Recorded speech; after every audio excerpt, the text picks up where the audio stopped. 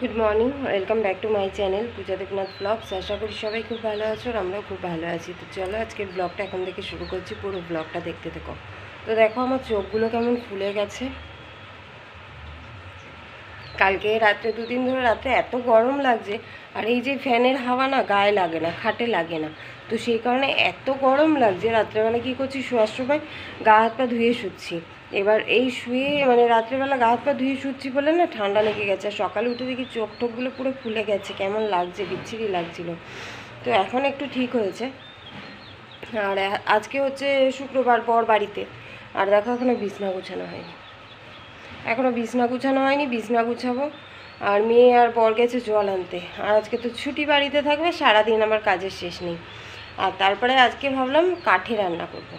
তো চলো তোমাদেরকে দেখাই, কাঠের উনুন বানিয়েছি আমি। চলো আগে দেখাই, এদিকে দেখো সেই গাছে আবার ফুল হয়েছে, এই দেখো আবার আজকে একটা ফুল ফুটেছে। তো চলো দেখাই তোমাদেরকে এবার। আর এই দেখো সে কাঠের উনুন বানিয়েছি ইট দিয়ে, অনেক কাঠ ছিল এখানটায়, তো সেই ভাবলাম কি যে কাঠের উনুনে তাহলে রান্না করে নিই, আজকে শুক্রবার বাড়িতে থাকবে। তো সেই কারণে দেখো এখানে উনুন বানিয়ে নিয়েছি, আর এখানে কতগুলো কাঠ ওখান থেকে নামিয়ে নিয়েছি। আমার বরকে বললাম একটু বাঁশগুলো ফিরে দাও, বাঁশগুলো দিয়ে রান্না করা যাবে তাহলে। তো দেখি এরকম বানিয়েছি, এখন রান্না করা যায় কি না জানি না, দেখা যাক কি হয়।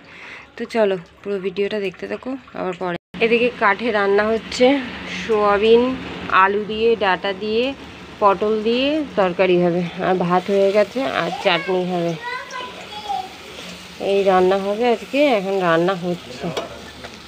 দেখো সজনের ডাঁটা, সোয়াবিন, আলু, পটল দিয়ে আজকে আমাদের একটা নতুন রেসিপি, কি বলবো এটাকে, ডাঁটা সজনে পটল আলু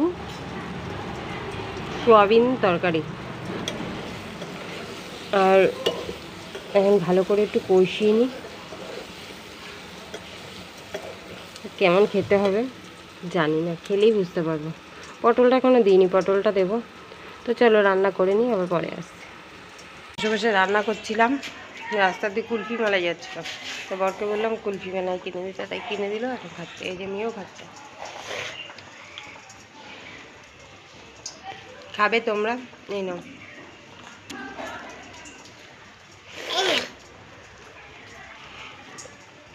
চলো পরে আবার আসছি। এসছি আবারও। আর সেই যে দুপুরবেলা খাওয়া দাওয়ার আগে কখন কথা হয়েছিল তাও ভুলে গেছি। তো যাই হোক, কথা হয়েছিল একটা সময়, ভুলেই গেছি। আর আমি ইনস্টাগ্রামে একটু রিলস বানাচ্ছিলাম, কিন্তু আমার ইনস্টাগ্রামে কি হচ্ছে আমি বুঝতে পারছি না। আমি যখন মিউজিকটা আগে চলে যাচ্ছে, আমার ভয়েসটা আগে চলে যাচ্ছে, মিউজিকটা পরে আসছে, এরকম হচ্ছে। তো সেই কারণে না বুঝতেই পারছি না, কয়েকটা ভিডিও আমি ট্রাই করলাম, প্রত্যেকটা ভিডিওতেই এরকম হচ্ছে। তো কেন হচ্ছে, তোমরা যদি কেউ জেনে থাকো প্লিজ আমাকে কমেন্ট করো, তো কমেন্টে জানিও অবশ্যই যে কেন এরকম হচ্ছে। কারোর কি ইনস্টাতে এরকম হয়? আমার হচ্ছে। এই দুদিন ধরে আমি দেখছি, আমি কালকেও ভিডিও করতে গেলাম, এই একই সেম জিনিস হলো আমার সাথে, যে আমার ভয়েসটা আগে চলে যাচ্ছে, মিউজিকটা পরে আসছে। আবার আজকেও ভিডিও করতে গেলাম, আজকেও সেই একই প্রবলেমটা দেখা দিল, একই সমস্যা হলো, কেন জানি না। এবার কারোকে জিজ্ঞাসা করতে হবে। তো তোমাদেরকে আগে আমি বললাম এই কথাটা, এখনও পর্যন্ত কাউকে বলিনি, কাউকে জিজ্ঞাসা করা হয়নি। তো তোমরা যদি কেউ জেনে থাকো অবশ্যই আমাকে সাজেস্ট করো কেন এটা হচ্ছে, ঠিক আছে? তো এখন হচ্ছে কাজ করব, জল আসার জন্য এতক্ষণ বসেছিলাম, দেখো ঘেমে ঘেমে এক হয়ে গেছি। তো এখন কাজ করব, বাসন মাজতে হবে, জল তুলতে হবে, সব কাজ পড়ে রয়েছে। তো চলো কাজ বাজ সেরে নিই, আবার পরে আসছি। এই যে এখন সন্ধ্যাবেলার টিফিন হবে চপ আর মুড়ি। আর এদিকে দেখো সবজি বাছছিলাম, সবজি এনেছে আজকে, সব সবজিগুলো বাছছিলাম, কি অবস্থা হয়ে আছে। ওই যে ওখানে রয়েছে, এখানে রয়েছে, চারিদিকে সবজি ছড়াছড়ি।